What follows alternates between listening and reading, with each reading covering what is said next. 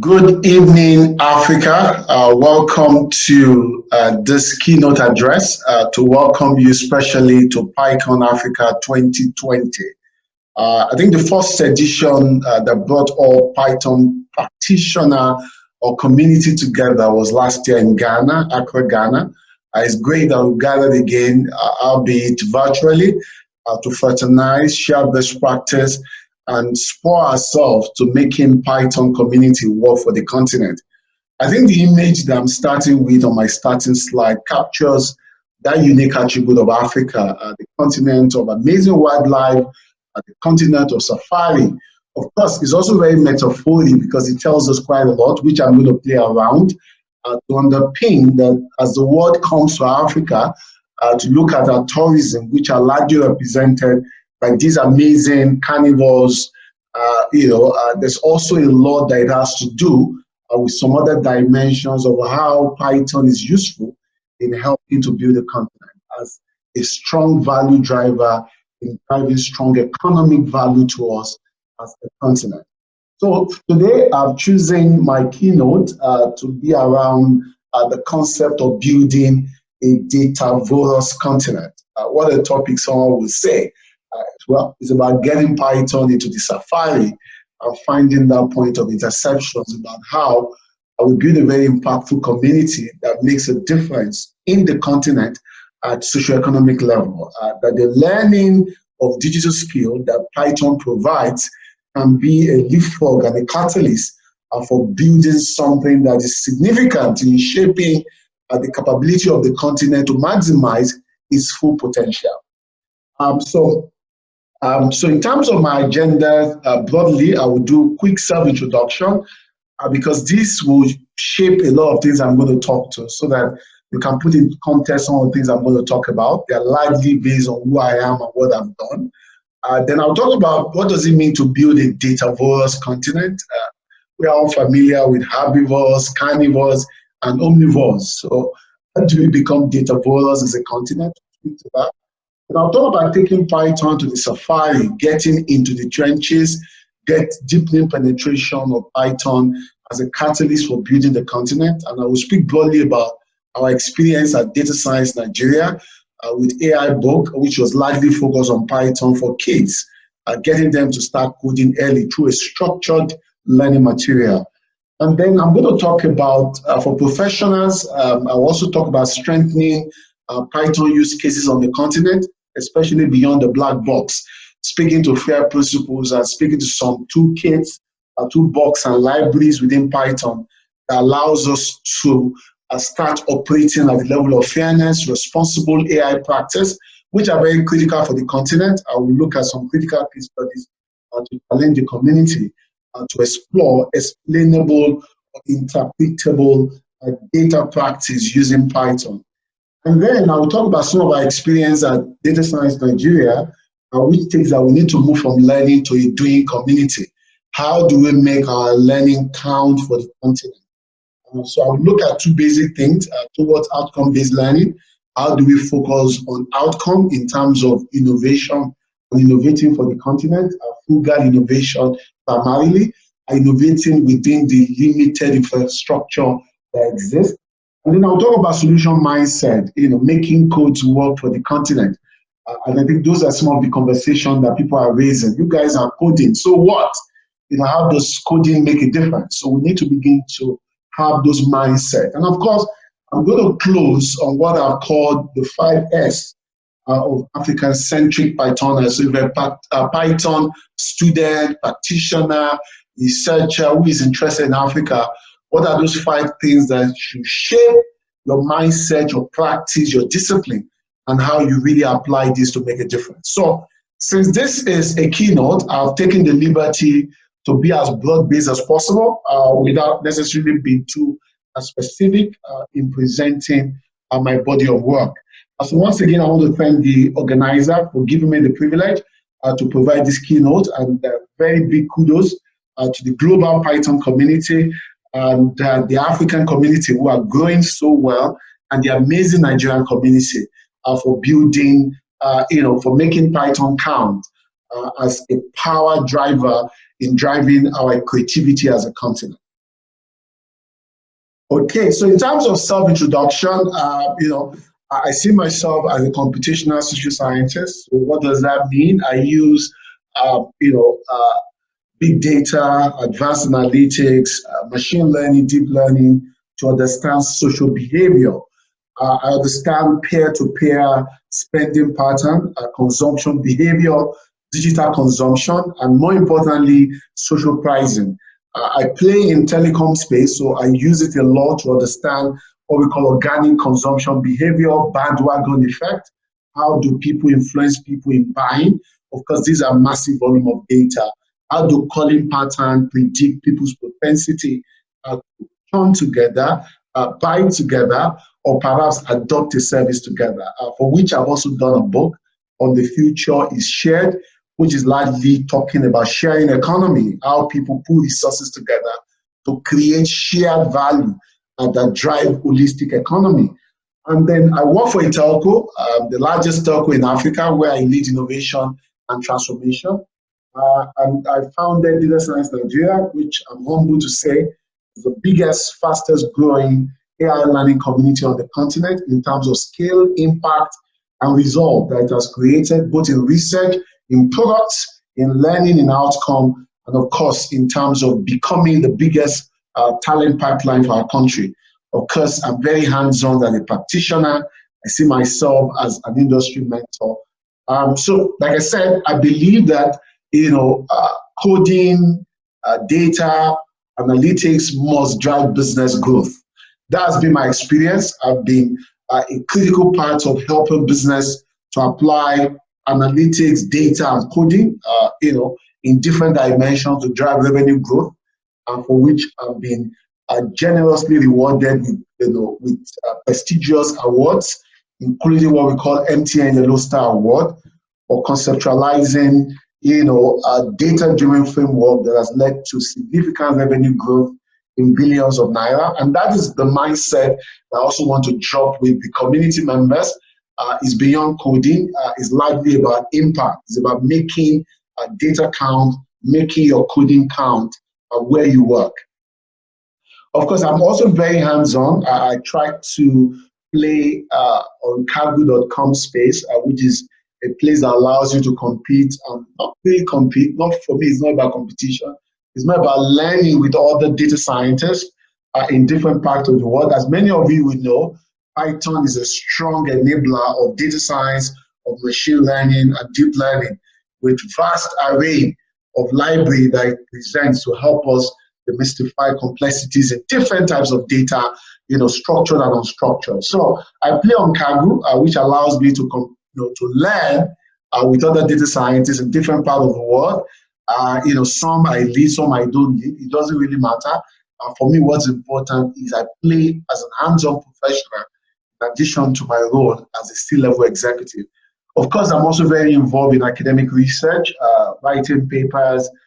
My papers are largely around big data products, and how we can use data to understand low-income customers, which largely characterize our continent as Africa, and how we can create value for them by understanding them. So issues like financial inclusion, social inclusion, technology inclusion are very, very important to me to see how interconnected data sources and multi-segmented data outcome can be used to understand those segments, which form the core of my PhD research in bandwagon research, and for which I also have a patent in social pricing method using a US patent in data and artificial intelligence, understanding interrelationships to understand, to be able to develop a pricing algorithm based on relational factors between multiple calling entities, particularly in the prepaid telecom space. Of course, I'm given to academic research, playing in top conferences on a regular basis, of course, to remain in the cutting edge of learning, and which is also very important to also motivate and accelerate impact within the community that I'm privileged to lead, Data Science Nigeria. And of course, I believe that data must also help the country. So I strongly play in supporting my country, particularly in COVID-19, where a lot of work that I did on flattening the curve of epidemiological modeling understanding how state contiguity, population density can help government to plan palliatives, which are largely aimed at helping the vulnerable base. So I did quite a lot of work working with a Nigerian Governors Forum for 36 states in Nigeria. This was actually reported by them, so in a press release. Just this for me, a validation of the role that we must play as a community to make impact when and where it matters most, especially at a time when data became such a critical asset at addressing the problem of COVID-19. These are some of the newspaper clips. You can Google them up and see some of the work that I did for my country to help see how we can flatten the curve by providing clear explanatory indicators, by providing clear guidance, and also helping the government to plan by predicting the epidemiological risk and also identifying how to support the vulnerable, whilst also knowing what must be on ground in terms of social preparedness and even medical preparedness to efficiently tackle the crisis. So I lead Data Science Nigeria, which is aimed at building 1 million AI talents in 10 years. Very big, audacious vision, which started about 3 years ago. The result that we have seen has proven to us, based on hundreds of thousands that we have touched, that indeed it's possible to build talents in Africa, that the talents of the world are in Africa. And I live in a country where there are 200 million odd people with average age of 18 years. So it's very possible. If we focus, on just 1 million of that, that is actually less than 0.4%, of that population, and channel them to picking digital skills that can solve a nation-building problem. Okay, and of course, like I said, I'm very involved in research with Data Science Nigeria team, who continue to prove themselves as a leading center of research excellence on the continent. Just won Best Poster Award at the 21st ACM conference, which took place mid-month of July for one of our works on shared trust to end poverty and promote financial inclusion. So a lot of our research at Data Science Nigeria actually focus on African-centric problems. How do we use local data to solve our African-centric problems? And I'm going to speak a lot to that, but we need to make data count, and that's how we're able to present this work, which applies some best practice in mechanism design, crowd-based social trust, able to build a social verification system that can help manage trust while also driving for financial inclusion. Of course, last year we won the Matai Impact Award at Deep Learning in Durban in Kenya, based on the scale, the scope, the vastness of the community we have built, and the diverse expression that the project has found itself. So, having introduced Data Science Nigeria, I'll move straight to why we've all gathered. Let's speak about Datavorous continent. So, like I said when I started, we are a continent of safaris. We are a continent of wildlife. A lot of people come to Africa largely because of our amazing wildlife, to check, particularly a good part of Eastern Africa and even Southern Africa. Even in the Northern Africa, there's still quite a lot. Even in West Africa, there's a lot to see. So what does it mean to drive for a Datavorous continent? Now, let's go to the source where this came from. And that is either the carnivores, the herbivores, or the omnivores, which is largely about what you consume, what you consume to take in your nutritional strength that gives you stamina for survival. For animals, some animal take in herbs, and they are called herbivores. So they take that in to get stamina for survival.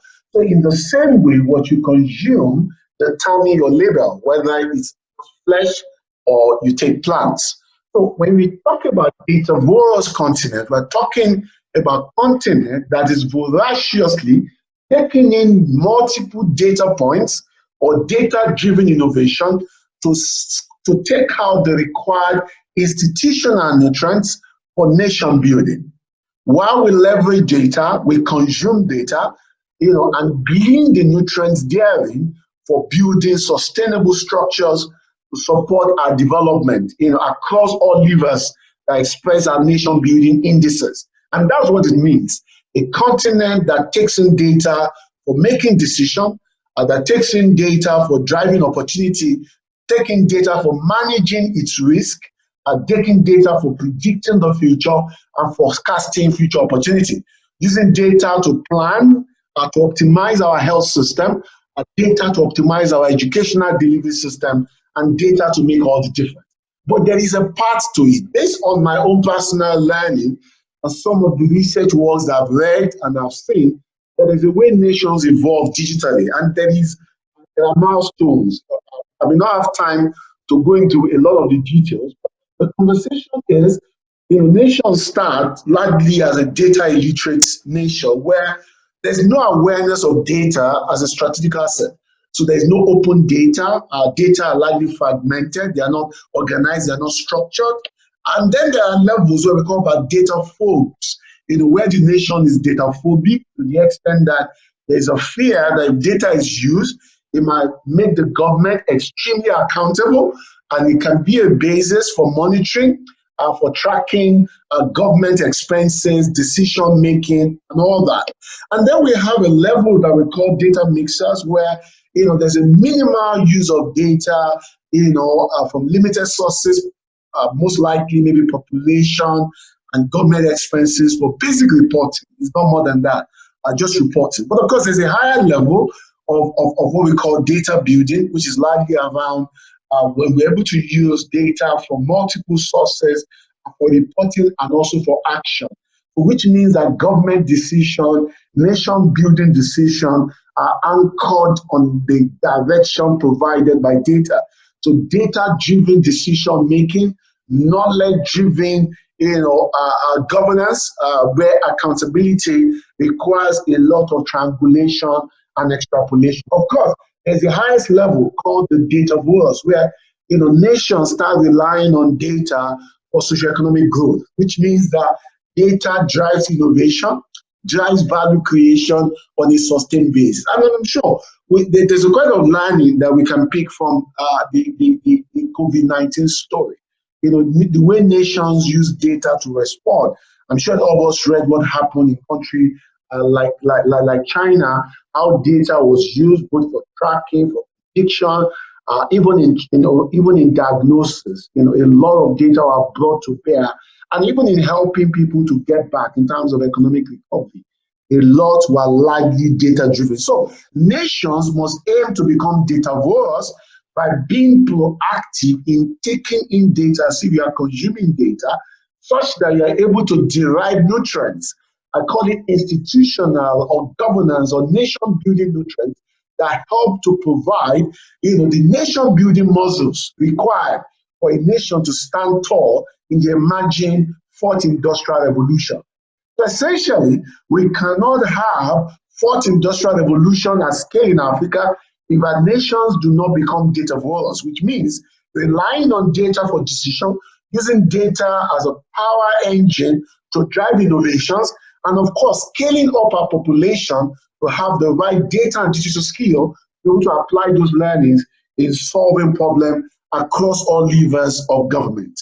So having established that, I'm going to look at some of the case studies that should inspire many of us as young Python users on the continent, that the continent seeks programmable data-driven innovation that can work on our existing infrastructure. As you use your Python, write nice codes, or use it for data, always be solution-minded. How does this help to create solution in Africa, from crisis response to economic empowerment to education, to environment, to equality and inclusion, health and hunger, infrastructure, social sectors? How do we use those learnings to make a difference? And these are some of the things I call the outcome-based mindset, where we are learning coding because we want to solve a problem. And we do have enough problem to solve on the continent. And that's why I've started by pushing for the need for datavorous continent. Of course, The Sustainable Development Goals has provided us a structured framework around areas of interest that we should be looking at. I always streamline this to 4 critical ones I believe are very, very important for Africa, which I will always encourage any young Africa who is involved in, deep data ecosystem or programming ecosystem to look at. How do we use, Python programming and data skill and their various extensions to track poverty? You recall that our paper that won the best poster as 21st ACM was born out of that. How do we use it for diagnosis? Knowing that we have very limited number of doctors, limited number of hospitals and hospital beds, how do we leverage or leapfrog our technology to be able to deliver good health in Africa? Same for quality education, which is another area where we in Data Science Nigeria were scaling up to, not just delivering in data alone now, and now using our knowledge to be able to deliver bespoke learning for even the disadvantaged children across Nigeria using mobile technology in an innovative way. That is the mindset that each of us must have, that is not just about coding, it's about coding to solve problems. And that's what makes us relevant and make our narrative of digital skill and data to be appealing and to make sense in our continent. There's so many things to use data to, and of course, in the area of microfinance, largely around job creation, economic growth, financial inclusion, giving access to businesses, especially household businesses, household farmers, small businesses to be able to scale up on a sustainable basis and drive value, which of course has direct impact on education for their children, good health, and of course break the cycle of poverty. And this also comes to say there's a lot of opportunities inherent in this. A research published by IFC indicates that as much as 2 million jobs available in sub-Saharan Africa, that will require digital skills by 2030. That is just in 9 years' time or 10 years' time. So which means that the skill you are building today is going to be ultimate game changer for the continent in the next 10 years. So you need to be as pervasive, as inclusive, and as solution-minded as possible so that you're using the skill to make a difference on the continent. Of course, there are certain key drivers that support the Readiness Index, and this has been provided by research that was done by Oxford INSEAD for AI for Development, which is a network in Africa bringing together the AI community. Understand that what are the key drivers for readiness. I won't bore you with the first and the last. I'll focus on infrastructure and data, and also skill and education. And that is likely the core of my conversation today. That building a Datavorous continent, we must scale up our data and infrastructure capability. Even by the time we bring our programming capability into the table via Python, we need sufficient data to be able to make informed decisions.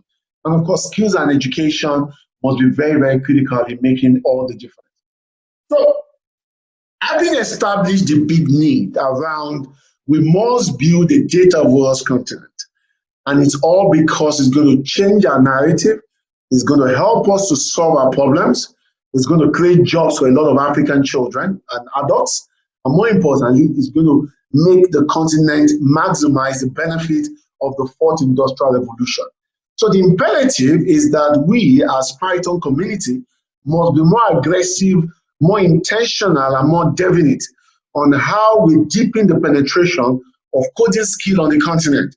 Taking Python to the safari essentially is about going to the trenches and getting as many people as possible to understand how programming skill will be a critical game changer for building the continental competitiveness in the next few years to come. Even indeed, we are ready as a continent to play big in the emerging fourth industrial revolution. So, and I'm going to focus lightly on what we've done in Nigeria, in Data Science Nigeria, around creating a bespoke book that targets young kids to introduce them to Python and artificial intelligence in a very exciting way. So this is a book targeted at elementary students and any beginner who want to get to understand what AI is and understand how Python is enabling or will be a critical catalyst for AI application building in the future. So if you look at the book is purely simplified in cartoon format with a lot of kids-friendly images that attempt to demystify all the key concepts that are generally known in artificial intelligence, from machine learning, which is likely understanding patterns, to deep learning in a very friendly, oriented images and language, and also introducing to them Python as well. So the book combines artificial intelligence and Python for beginner in the language that makes sense for kids, breaking it down to stimulate their curiosity, get them excited, and get them to want to get into Python world. And I'm glad to say that this is a book that a lot of schools in Nigeria are now adopting, and I'm glad that it's gone beyond Nigeria. A lot of people outside Nigeria, including United States of America, are buying the books and using it to get a lot of kids excited about coding as a solution development platform. So these are some of the pages from the book, which is just purely simplifying, Python and exciting kids, getting them stimulated, getting them to appreciate what it means in a very simplistic way, written in their language, and beautifully. The feedback has been awesome, to the extent that some kids are picking the books and they are coding on their own without a teacher. And that was the intention. Create a book, knowing that kids are very smart on their own.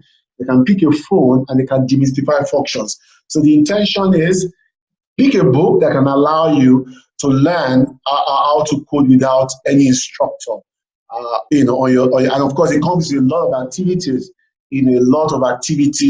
That you can do, practice on your own, see your result, check up your answers, and then you see whether you are right or whether you are wrong. And of course, the book is available on all platforms: Amazon, Apple, Google Play, and of course, it's also available for anyone to order all over the world. But one thing we have done so amazing in Nigeria is the fact that we've created an approach that speaks to my intention, which is we need to deepen penetration of Python knowledge. What we've done is to work with a lot of organizations in Nigeria who are helping us to print the book in bulk. So if you look at what you see on the screen, you see this edition is sponsored by this organization. This edition is sponsored by this organization. So we're working with a lot of organizations in Nigeria who are helping us to mass produce these books with a view to helping a lot of children, particularly in the disadvantaged communities, to be able to have access. So we're distributing the books free of charge, and we're doing it through Train the Teachers program. So we teach the teachers and we give them the book, and then that allows us to get it into communities, so that kids can get started, and then we do this to train the teachers so that they know how you can do your Python, even on the phone. When laptops are not available, what can I do on the phone? So these are things we're doing to deepen penetration, because we believe that in building Datavorous continent, we must focus on building talent, and building talent must not be elitist. It must not be elitist. We must be intentional and be deliberate to deepen penetration by being inclusive as much as possible. And this is what we try to do here, in Nigeria. Of course, we also have an AI hub where we train kids, not just to learn Python, but to see how Python works in application through our various summer school targeted at kids at our AI hub. Of course, we go around schools to give them the free book. These are public schools in Nigeria where the books has been given to stimulate kids to see why they need to learn Python, why they need to learn AI, and why they need to start early. These are schools where there are no laptops, but we go there with laptops and we go with the books. And the intention is to plant the seed and stimulate their curiosity that indeed a lot of things are possible through the power of creative combinations of zeros and ones to solve problems on the continent. Having established that, the next thing I'm going to be talking about is around, this is more professional for those of us who are professionals. The next point I'm going to talk about is the fact that if we're going to be Datavorous, we must create solutions that work for the continent. We must create solutions that solve problems on the continent, especially if you have followed my line of thought. A lot has to do with creating solutions around the sustainable development goals that solve real problems of education, inclusion, hunger, poverty alleviation, agricultural optimization. And because we will do all this, people must be very important to us. We must take people, we must be driven by people-centric programming, people-focused programming. And that is why I'm going to talk a lot about the need for us to move beyond black box and to applying the FAIR principles. So outcomes that has fairness, accountability, interpretability, and very huge sense of reproducibility. So what that means is that as we build our solutions, whether in terms of programming or perhaps in my own domain, which is in data science, for those who use Python a lot for their program, for their data science work, a lot of libraries in Python does that. There's a need for us to know that if you want to build a Datavorous continent, we must have a sense of accountability in how we make our model accountable and how we are very careful in making sure that the data that we use to make decisions truly reflect the reality. And that is what I'm going to speak to, especially for professional. And I'm going to spend time to explore some of those library within Python that allows us to begin to be more people responsive, people responsible as we build for Africa. So the whole conversation here is the need for a major paradigm shift. Prior to now, building solution has largely been around black box, which is, I don't know what happened. I just throw in my data, I use some hyperparameters, and I do some tunings. And then there's a learn function that comes, and then a decision is made, a recommendation outcome comes, and is used by the user. So it's purely why is your effects? So it's purely about prediction. So sometimes I do not know why certain things are what they are. I do not know what I need to do to make it better in terms of success or failure. I do not know what I can trust. I do not know what features or variables are significantly driven the decision that is being made. I do not know which features is most critical or most important. So I do not understand those biases that might be inherent in my data. I may not even have visibility of the errors. So we have moved beyond that to what we now call explainable AI, which is the fact that even after you have brought in your data and you have gone through the step-by-step machine learning process, there is a need for an explanatory interface before it is used. So we call it E function Y, where I want to know why. I want to know why not. I want to know what variable is driving what. I want to know what will make this fail. I want to know what will make this work. I want to know why I should trust this data. It will not just be black box where I just take it and I use it. So this is very important to African communities. If we're going to use this to make decisions about people's lives, it becomes very, very imperative that we are aware of these critical issues, because when we talk about interpretability, largely explainability, we're talking about ability to which you and I, can understand the basis for a decision. We can understand what went in. Are they robust enough? Have we taken in sufficient data points? And how was the model developed? Were we able to detect or remove bias in the process? And even the outcome, is it reproducible in terms of the entire mechanism? And can the outcome be explained to the extent that we can justify our outcome, we can improve on the outcome, so somebody can pick my work and use it. The work can be done in Ghana and somebody in Tanzania can use it. The work can be done in Sudan and somebody in Mozambique can make it better. And are there clarity on how to explain to control where we know things that are not working to norms? And of course, how does this help us to discover? Because the traditional model development tend to be complex because it creates function in a sophisticated manner. There's a need for us to know that we cannot build a Datavorous accountable continent where data is used to make decisions for people, especially in the areas of things like loans, in things like crime, disease diagnosis, without having a clear understanding of explanation. And I'm glad to say that Python provides us a lot of visualization, explanatory and interpretation tools, that allows us to create solution that explains itself. We create model that explains, the bias in the data, and that also, explain the likely complexities, that may be inherent in the model that has been built. So I'm going to spend some time to pick few of them just to, encourage us as community practitioners to begin to have this mindset. As you build your model, as you bring in your data, begin the practice of explainability, the practice of fairness, the practice of accountable, model development, because those are critical to build trust in Africa.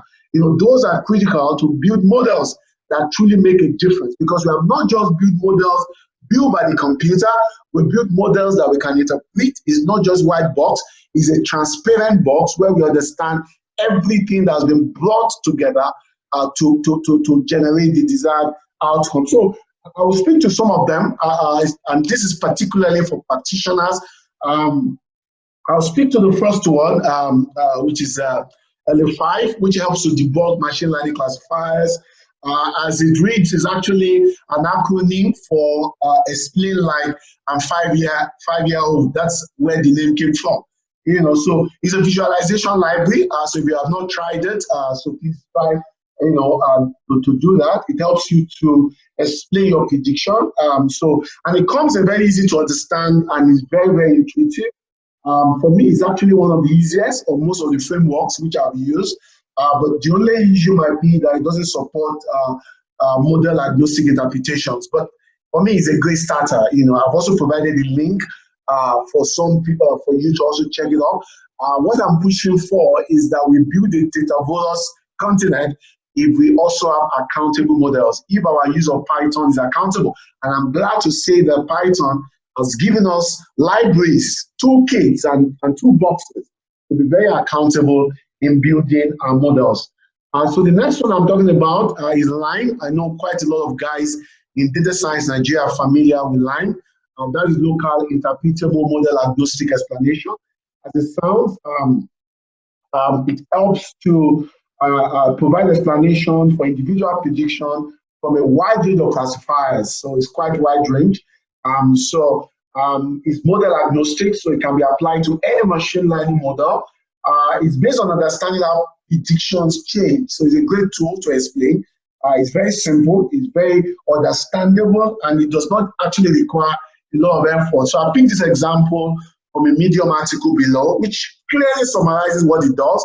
So after the model is done, I want to understand what was used to predict the likelihood that somebody has got a flu in the midst of several features that were used. So LIME comes in as the explainer, so it explains that indeed a patient has a flu, which is a traditional thing that a model does. But what LIME does is that it highlights for me the symptoms in the patient's history that led to that prediction. So what that does is that it empowers the expert, in this case a doctor, to know what the model has used to build his decision. Because it may just be funny that the variables or the feature that led to that decision may not necessarily be relevant. But because this person making the inference is a doctor, so he can see that sneeze, earthquake, headache are portrayed as contributing to flu prediction, while no fatigue is evidence against it. So with this, a doctor can make an informed decision whether to trust the model or not, since they have a better hands-on understanding of what is happening. So essentially, these whole issues of explanation, it tells you what is driving the decision, so that you can now use what we call your domain knowledge. This is very particular for us in Africa, that we cannot build a Datavorous continent where data is actually helping us to make informed decisions about nation building, building very strong health system where health facilities are absent without having a form of explanation. That is why using tools like LIME, local interpretable model agnostic explanation will be very useful. So my chat today is encourage you that do not just be model creator, also be interested in model explanations.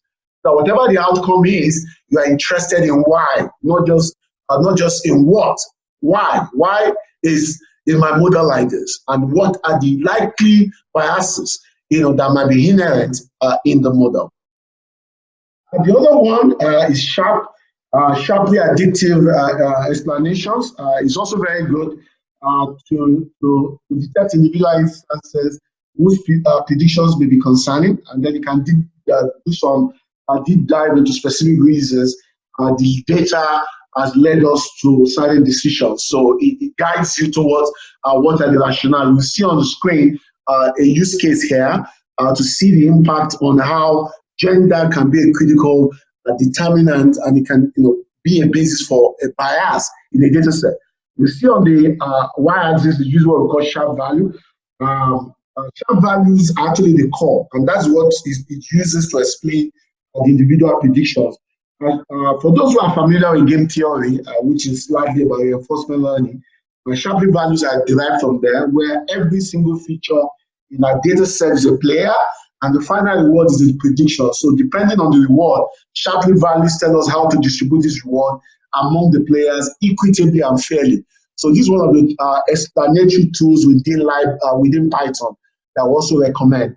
Yellow brick also comes strongly recommended because it's all about visual, as you can see. Yellow brick is all visual. It's a suite of visual analysis and diagnostic tools that help you to do quite a lot of visualization, especially within scikit-learn. It uses the concept of visualizer, as you can see on the screen, and it's very similar to transformers or models. So they learn from data by creating visual representation, as you can see, of the model selection workflow. The workflow of the model selection, and it helps you to visualize the features in the data. So it's the ultimate dashboard for all the features. So you can see what is driving the desired outcome. For those of us who have used scikit-learn and many other tools within Python, pandas and all that for machine learning, you will understand the imperatives of being able to understand what is driving your outcome, feature importance, and all that. The last thing I'll talk about is alibi, which is also very, very important. It's like your police inspector. It's a model inspection and interpretation. It's very, very good, both for local and global explanation methods, largely for classification and all regression problems. As you can see in the syntax written on the screen, which I've extracted from the link below, so you can check out the link to read more about it. There's an extension to this now called alibi detect, which is a Python package for focus, which is focused on I think outliers, adversarial, and concept-driven detection. Interesting, there's a paper that has just been published. You can see the date, 13th of July. The paper was just released, so it has the link. You can check out for these data. It's quite amazing stuff that allows you to monitor models in production for explainability, so that you can detect outliers and the data drift. So it also provides explanation for historic predictions. So this is a paper I would recommend for you. Check it out so that you begin to see how a lot of great work you do really work in production. Because a lot of us, most of the models we develop end up on our system or perhaps only on Kaggle or on Zindi.com. But when you want to build models for companies, I work in a company where we make decisions on 65 million plus customers on a per second basis. So monitoring our models become critical, along that life cycle to be sure that all the bases for decision making are well understood and there are no surprises as it were.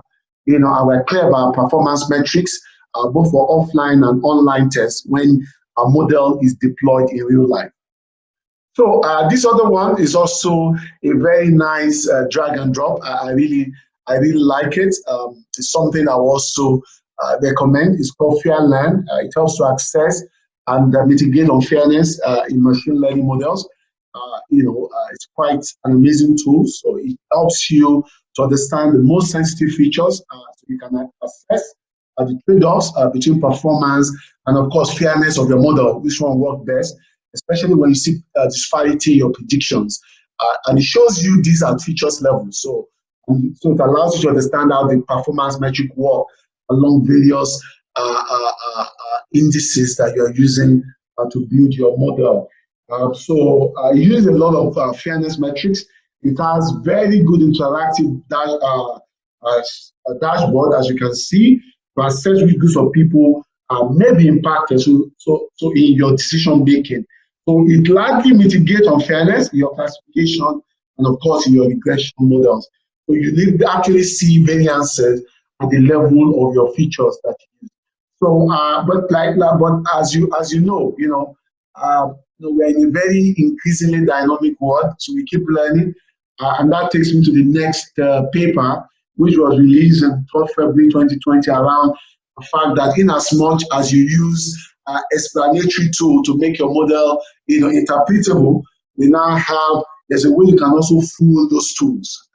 So this paper looks at line and sharp. So we'll say is not yet woo as far as explanatory modeling is concerned. So what do I mean by that? Making our data accountable, knowing what goes into the black box, and knowing why we should trust the decision we're making, why we should trust our model, and why we should be interested in everything about our data workflow and our data journey.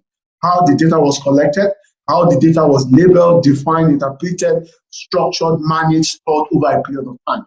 So pooling continues. For those who are familiar with adversarial attacks, almighty GAN, generative adversarial network, a lot of work still continues here. So I challenge the community to continue to look at how we can build more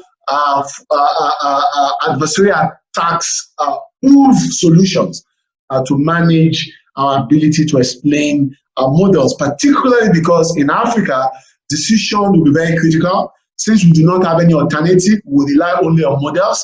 So our models must be extremely accountable.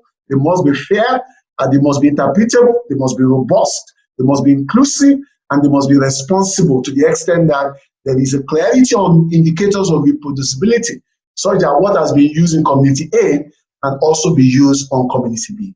So having established this, I will stand to round off my discussion this evening by speaking to building a learning and a doing community. And this, for me, is a strong passion that I have, having been involved in building data science in Nigeria. And we need to build a community towards outcomes that solve problems on the continent. And the fact that we must have solution mindset.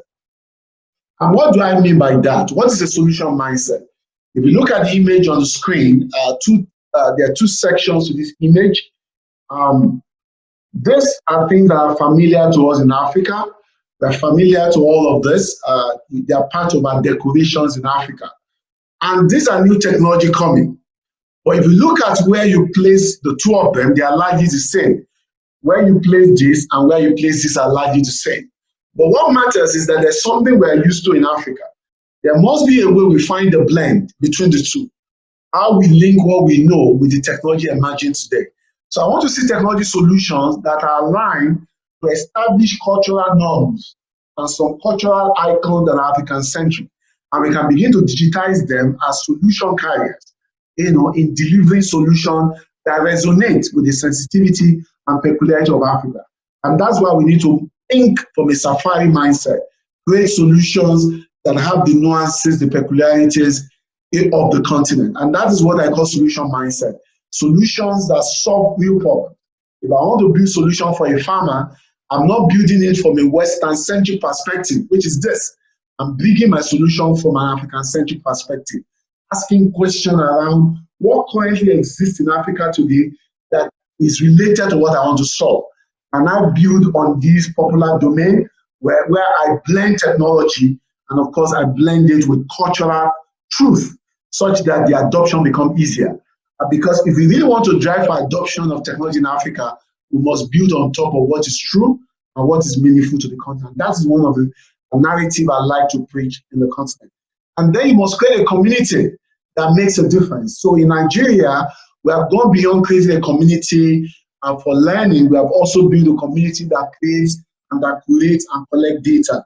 Because if we want to solve problems on the continent, we must also be proactive about data collection. So we have been in the business or building application or data collection. One of such is Data Crowd. We have many of them. It allows us to be able to use our community to collect data. So if I want to collect images of animals, images of smiling faces, fingerprints, images of shops, I can leverage these communities across the country.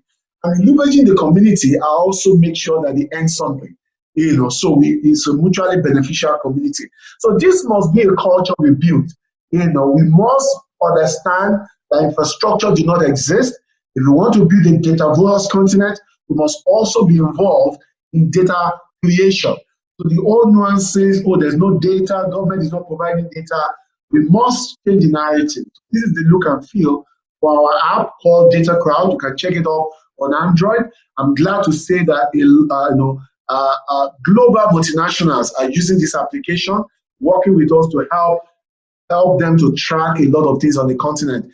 Some critical products on health, we are working on that. We also use it to track infrastructure status across the country, which is helping government to be accountable. What is the status of a project? So we get people who take pictures and they share it. So the application takes the coordinate and also take the timestamp, and this gives us a lot of insight. And this application is geofenced, so which means it's worked at coordinates and longitude and latitude level. And we've also built another one called Marketel, which allows us to be able to collect data on situations and circumstances, on seasonalities in various communities, changes in prices of products, electricity supply, which are critical issues peculiar to Africa. Nobody will be interested in this data, but it's critical for us to understand the socioeconomic nuances at the micro market level, which helps us to solve one of the social, sustainable development goals on hunger and poverty. If we do not collect this data, we're not going to know communities. And these are some of the data that were quite useful for us in helping the country to understand locations to focus on for vulnerable base. Okay. So as I close, I'm going to close on what I call the 5 S of an African-centric Pythoner or Pythonista. I don't know the name you use to describe a Python user, whether it's Pythoner or Pythonista. The old theorem is that we must be datavorous, we must be continent-minded, we must be solution-oriented, and we must be driven towards explanatory outcome, because that is the only way we can make difference on the continent, knowing that a lot of infrastructural gaps exist. Africa cannot miss the 4th industrial revolution. We must all be passionate, we must be intentional, we must be definite and deliberate in how we leverage the possibilities provided by Python as a tool for programming and tool for data science to be able to create solutions that make sense. And that is why I'm going to conclude today on the 5 S of an African-centric person who works in this industry. That for you to make a meaningful impact on the continent, these 5 things must shape your thinking, must shape how you spend your day, must shape how we build our community, must shape how we engage our community, must shape how we collectively bring the best of ourselves together to create solutions that make impact. Number 1, we must have a scientist mindset. What is a science mindset? I observe, I hypothesize, I measure, and I find answers to problems. So we must build very strong science mindset. We must be logic-oriented. We must not be those who are driven by the traditional African myth. This is not an African magic. We must be science-oriented. Everything must be provable. You must be able to observe and prove. You must not be carried away by sensationalism of the continent.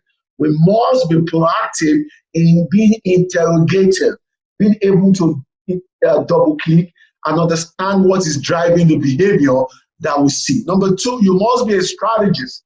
What the strategy does for you, you are not just getting data points as a scientist. Strategies allows you to be able to contextualize your scientific mindset. All the observation that you have, you can contextualize it within the domain of broad applications, which is very strong in domain knowledge, which means that if it's a medical data, I strategize by bringing in expertise in medicine. If it's agricultural outcome, I strategize by bringing in farmers to be able to enrich my scientific outcome. You must have a strategic mindset. What's a strategic mindset? A mindset that brings it all together. a mindset that joins all the dots to make a big decisions. Do not be a data scientist that is just driven by the prediction you have made, by your precision and your recall. You must be able to bring in the experts, domain expert in that area, and add what you have with what they have. If you're a data scientist or a Pythoner or a practitioner in the industry who just rely on what comes from your coding, you are tactical, you are a tactician, you are not a strategist. A strategist bring it all together, provide context. You must also be a socializer. A socializer is someone who has a mindset of being on ground, not just working with the expert, he also works with the beneficiary of the model, the people upon whom the model will be applied.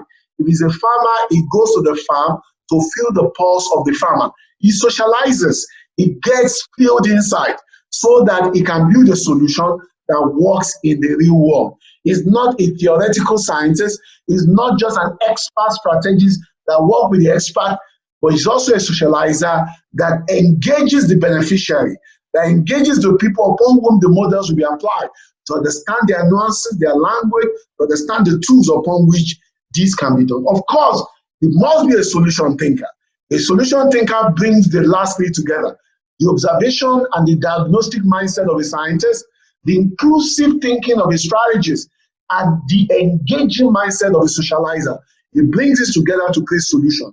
Solution that is scientifically valid, that is strategically inclusive, and that is socially engaging to the extent that it solves real world problems. That is what the solution thinker does. You know, I'm building a model, I'm designing a solution, I'm building an application that solves real problem, not just a nice paper, a nice code, 200 lines of code, million lines of code, excellent, but does it really solve a problem? Does it change the needle? Does it make us a Datavorous continent? Does it make us use data for decision making? Does it drive data-driven innovation? Does it drive product creation that drive value for the continent? And of course, everything must come together by being a story builder. Africans are storytellers. We love stories. When you are done with your solution thinking, tell the story of how it works. Do not come and tell me codes. Tell me story. Tell me story of inclusion. Tell me story of access, story of growth, story of wealth, story of impact. That is how we must package our final outcome. Do not come to us with codes. We know that behind your work is an amazing code, an amazing explanation. Come with us with story of how people can have access to loans because there's now a code that they can click and they can make solutions. Ladies and gentlemen, our Python African community, it's a pleasure joining you this evening. My narrative is very clear. Africa is waiting for us to make this continent Datavorous, and to make Python counts in the application we create, in solution we develop, and in how we use data in an innovative way. We must go into the trenches. We must build a strong community. We must encourage young Africans to learn Python at this stage. And that's what we have done in Nigeria with the first AI book structured for beginners. We must be proactive in building a doing community, not just a learning community. We must do. You must bring community together to do something. Apply it, in an engaging way to solve problems within your domain. And lastly, I push very strongly for explainable, interpretable, outcomes that is driven by fairness, responsible practice that respect the people for whom our outcome will be, for whom we're going to use our model to make a decision. We must have a sense of respect for the final entity for whom the model that we're building or the innovation we're creating will be used. Let's respect them in all that we do. Our model must not be biased. We must be sensitive to those nuances by adopting the fair model, and we must also be reproducible when your work can be reproduced by people. So have a culture of sharing your work, GitHubs, on different platforms, so that we can collectively as a continent learn together and grow together. So thank you much for having me today. It's my pleasure to be part of PyCon Africa 2020. This is Bayo Adekanmbi from Data Science Nigeria. If you want to know more about what we do, you can check us up on our website. That's our email, our Twitter. Instagram, Facebook, YouTube, where you can see a lot of our learning videos and a lot of solutions that we have created in financial inclusion, in education. And you can check them up. And you can also check our annual reports as a registered charity in Nigeria. Of course, you can follow us on Twitter, like it's there. And of course, you can also follow me on Twitter, and we can keep the conversation going. So Africa, it's time to arise. It's time to make a difference. Thanks so much for having me, and do enjoy the rest of the conference. Thank you so much, and cheers.